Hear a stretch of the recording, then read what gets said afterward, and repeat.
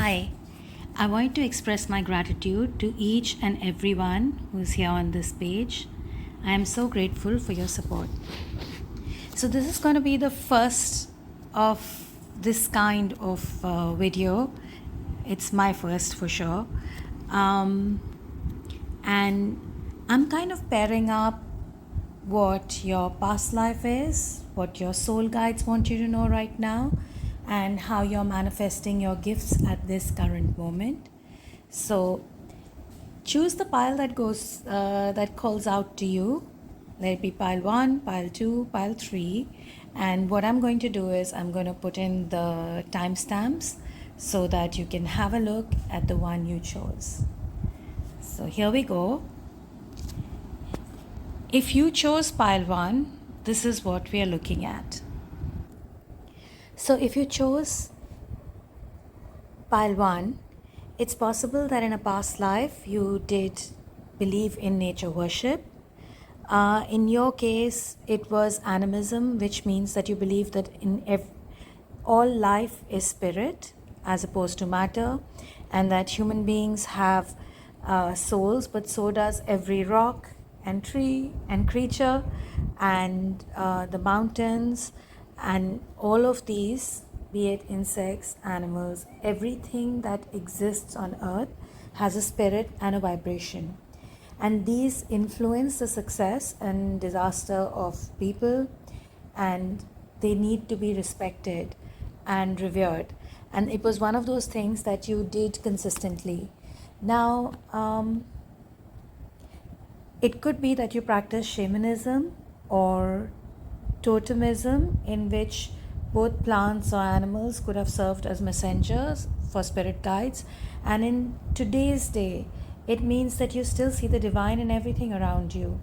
You seek to live in harmony with the world and with your environment, and that also includes different parts of nature, be it rocks, crystals, trees, and you have this feeling of treating all life as sacred. You may also be calling upon individual spirits for protection and their medicinal qualities. How does this manifest in your day-to-day mundane life?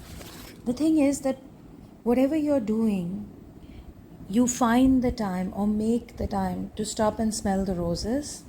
And in your case, you have built firm foundations with people in your life, with everything around you, with your environment. You do believe that all work and no play will make Jack a dull boy, and in that case you do end up making time to reward yourself with celebrating more of what you want to see of. So you're very much in tune with the current of what your environment carries with it, and you see the best in it because you do realize that everything has a spirit that kind of functions through it. One of the lessons that life had been trying to teach you was one of self-love. Your lesson did involve learning to love and accept yourself and becoming less reliant on others for a sense of worth. The very fact that you can see the divinity in others is a road that leads you back to seeing the divinity within yourself, and how you are a part of this amazing, intricate web of karma and of divinity that is out there in the world. So self-love was a lesson from past life, and the gift that had carried on for you into this lifetime is what is seen here in the cards as the Eight of Vessels, which means that you are willing to put back-breaking labor into a lot of projects, into people, into relationships, but you also have the strength of character and the strength of heart to realize when this does not fulfill you. So a situation that may tick all your boxes may be just perfect for you. However, while others would want to be in your shoes, you do realize that you have something missing, and despite all your practical boxes being ticked, you're willing to leave it and walk on. Now, interestingly, sometimes cards are also read in progression, and when you move from the 8 of vessels to the 9, you realize that you find that which gives you joy and makes you whole. So the whole lesson of self-love that you're carrying from a previous lifetime translates into this life as moving on to search that which truly fulfills you. And I think that makes you amazingly a hero in your own right. I did pull out a card to see which divinity should you be looking to. And this is the Egyptian god Horus, who's talking about the cosmic gateway. Your thoughts are very powerful. Every thought you have creates your reality.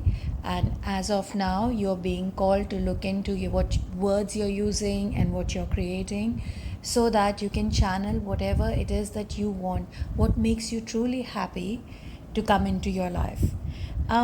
Just for fun, I did look up which timeline this could have fallen into, and I got biblical timeline. So this was in a biblical timeline, the place that you had. So this is going to be, the early civilizations, and the place where you were born was Egypt, which very strongly makes sense as to why you should have drawn out Horus. Now, for someone who's practical, I really, really believe that a lot of readings are very much like jigsaw puzzles. And even if I'm using different decks, they have to fall in to complete the piece of a puzzle. So this is just very, very synchronous. Then we move on to what was your job, or what were you exactly doing in that timeline. And you were a medicine man or woman, which makes complete sense, because if you're looking at animism and having reverence for every kind of spirit, tree, animal life, in that case, plant and animal life, sorry.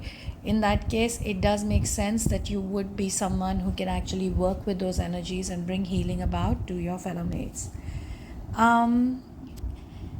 So here we're looking at the Akashic Tarot, and I'm going to mention what is the message for the guides for you specifically right now.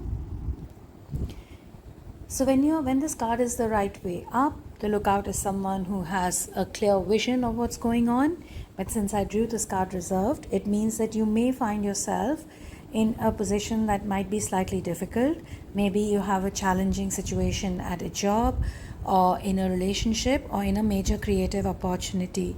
The thing is that you drew upon this particular lifetime where you learned to develop self-love, and which has given you the ability to leave behind a situation that is still working, but something that does not fulfill you any longer. So this advice kind of holds very, very, very much in line with all of that, that whatever situation you're going through right now, as painful and as challenging it may be, it's really, really a gift in disguise, because this particular loss is going to take you out of conflict and set you out for higher opportunity. You're on your way to a life that's larger than life. It's something that will fulfill you, and that will genuinely tick all your boxes and bring in the kind of happiness and joy that you deserve.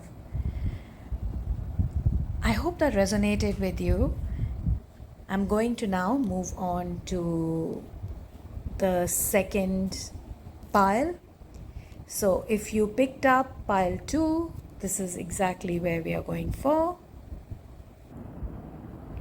So for you, in a previous lifetime, you possibly received an inheritance, which means you were born into a privileged family. And even if you weren't, you were a recipient of a really generous inheritance, which means that you did enjoy a life of ease and wealth. Now, how this functions in your life in the current era is, or in the current life is, that you are someone who expect to receive good things in life. So you're very much an optimistic person. You're in tune with, being in a place to receive, and abundance comes to you a lot more easily and effortlessly. You do put in your share of work, but what you get is way beyond what you put in, which is a really nice place to be in. Now, how does this manifest in this lifetime? So here we have the Knight of Cups, and he's more or less the romantic of the tarot. And in his case, he's someone who is happy to live his dreams because he's not living his fears. And that is how your past lifetime, or the lifetime that you're drawing on at this current time, shows up in your present life. So this is someone who is following you would be following your heart, not your head, and investing in making ideas a reality. There's a lot of flow with inspiration, and it's a time of turning an idea into an inspiration, or an inspiration into something which is very, very tangible or real, and creating from some of your ideas. That is possibly why you're pulling out, drawing on a lifetime when you have received an inheritance. Again, this is so much in synchronicity. So as I mentioned in pile 1, that your reading is more or less a jigsaw puzzle, and everything needs to fall into place. You can't have one part telling you that expect great things and the other part mentioning that your whole world is falling apart. Returning to the reading, one of the lessons that you had in your past life was that of truth and discernment. So your lesson had involved you being in a position where you learned how to being open to seeing the truth and being able to use your discernment. Given the fact that the lifetime that you're drawing on is one where you had a lot of wealth and you had an inheritance, unfortunately, when we have material power, we have a lot of false friendships, and a lot of that is called into our lives. And discernment naturally is a gift that you kind of received. You were challenged to become wiser to others' attempts to deceive you, gaslight you, or take you for a ride. And you needed to learn possibly learn how to see through both personal, social, religious, or political propaganda where someone may have wanted to use your funds. Now, how does that kind of translate into this life? In this life, you have drawn out the card of the 7 of Cups here. Upright, this is a card of being escaping into fantasies, or being drawn into a fantasy world or a dream world, and that is something that you do not kind of get affected by. Since the card is reversed, it ties in very strongly of you using your gifts that you got in your prior lifetime of truth and discernment, and actually pulling them into this life, calling a spade, looking at your ideas in a very holistic, practical manner, and then deciding where it goes on from there. I had asked about which deity or which power should you be calling into your life, and as of now, it talks about calling the Indian goddess Kali into your life, she is mostly a person who helps you face your fears, transform them, and there are major spiritual changes unfolding, and this is your chance to soar. As I mentioned, that in this lifetime, the current phase that you're going through right now is that you're being led by your hopes, not your fears. And I think calling on Kali is going to help you face those fears so that you can get on with it. Now, one of the things you did in your last life, and something that you possibly definitely bring to this life, is that you're a scribe or a writer.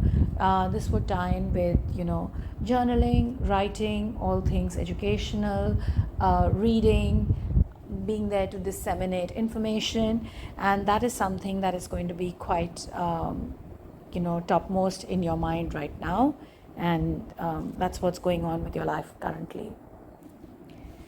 As far as your Akashic reading is concerned, or the message that your guides have for you right now is,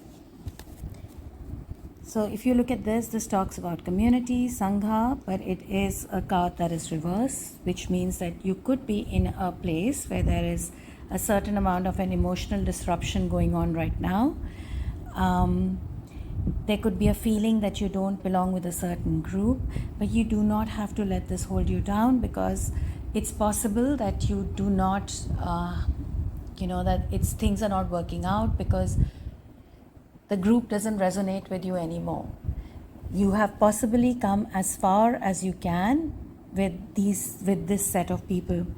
Now, this also ties in very strongly with the fact that you had an inheritance in the last life and learnt about the lessons of truth and discernment. Currently may be a time when you're lifting out of your mental fog. It could be that you guys are no longer aligned in purpose, or it could be that there is, you genuinely feel that there is so much of a disconnect that has been, that you have been pushing through to just to kind of hold on. What your guides do want you to know right now is that the current community is not the only one open to you. Yeah. And whatever it is, your sangha is just round the corner. Give yourself permission to be off by yourself right now. You can minimize your exposure to groups, churches, clubs, whatever it is that you're following in. And remember that if this collective doesn't work for you, there is another one that does.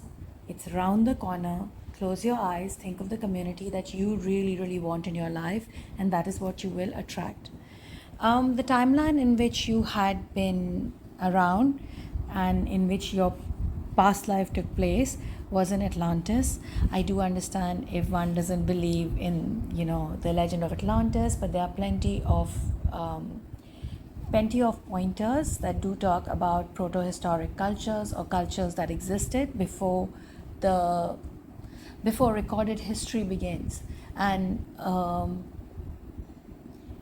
an indication towards this is a lot of out-of-era artifacts that are found in different places in archaeological digs. And there is still a lot that we do not know. So here is where we finish with everything. And one of the qualities that you are carrying into this lifetime is that of discipline. So knighthood does talk about having a kind of a community and having that discipline, which ties very strongly into the disconnect you may be feeling right now, but your community is just around the corner. So now we move into pile 3. Oh dear, I didn't really think I would be calling someone a saint, but here we go. So in a past life, you were more on the saintly side of things. You did derive a lot of pleasure from helping others. Your motivation for this, though, was the pleasure that you got out of helping others, which does make you a very good soul, because it's all about the happiness that you draw from it. On the darker side, it could have been the egoistic approval that you got from it. However, no matter which way you spin it, you went out of your way, you helped a lot of people. Your good deeds changed lives of a lot of people who again sent good karma your way and also earned you a positive reputation. In your current life too, this is something that you cannot hide out. You do like to go out of your way to help people. It could be with your time, it could be with resources, it could be with finances, whichever way you call it. There is a lot of you that you would like to put out there to help people. Now, how does this lesson turn up in your current, how does this quality, or why is this lifetime turning up at your current stage? And that's where we have the Queen of Staves.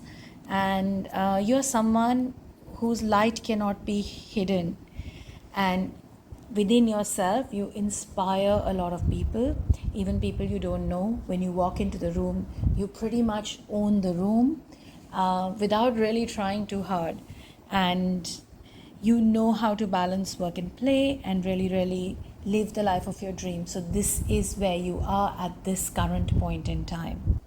Now, as we move on to lessons, interestingly enough, pile 1 had self-love, and I don't really like to repeat out the cards, but the lesson is what it is. So all of this, giving away of things and this life of philanthropy was something where you had to learn self love. So it is possible that in the happiness that you drew of just giving, there was a need to balance your own needs as well. And that was something that you kind of needed to learn. What are the gifts that this kind of brings to you? So in your current lifestyle, in your current life, you have learned to see things for what they are. You have learned to illuminate your life by seeing what you need and what others need. You still end up having this entire congregation of people who want to be around you because you are the proverbial sun.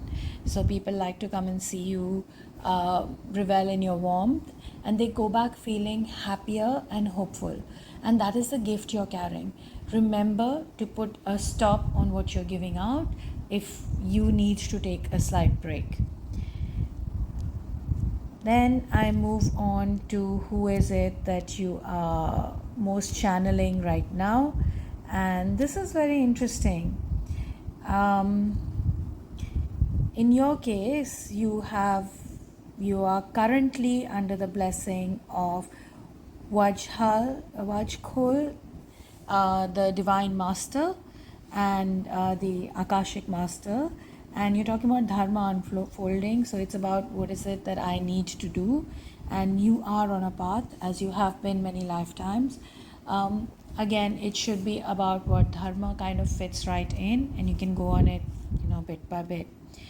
One of the archetypes that you are channeling right now through your many lifetimes is that of a mother, which kind of makes a lot of sense because a lot of people who are living their lives end up suddenly becoming more conscious about the environment and the world that we guys are passing on to our children once we have children.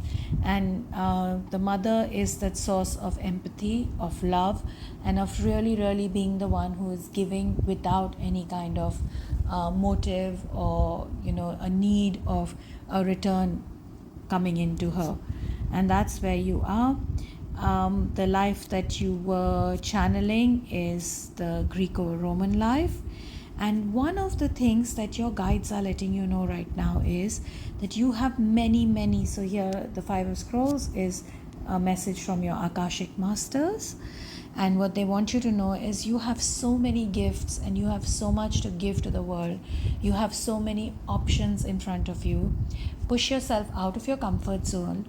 Go ahead, put yourself out there, meet new people, travel a little, look up new hobbies and new interests, because a lot of these are learned in your past lives and they are now at a stage where the ground is absolutely fertile for them to blossom and grow. One of the issues that kind of went off in your prior lifetime was that of food and hunger. So in another life, and this was something that had kind of manifested, which is exactly why philanthropy has been so essential for you and giving to people is so important for you. So food and hunger does talk about resources, about sustenance, and that is something that you really want to put out there for the world around you. Remember to take time out for self-love and also find that balance to give yourself what you need. So that is all that, the 3 piles. Thank you so much for choosing a pile and for going through it. May you have a beautiful and a blessed day. Be blessed, stay blessed. Thank you.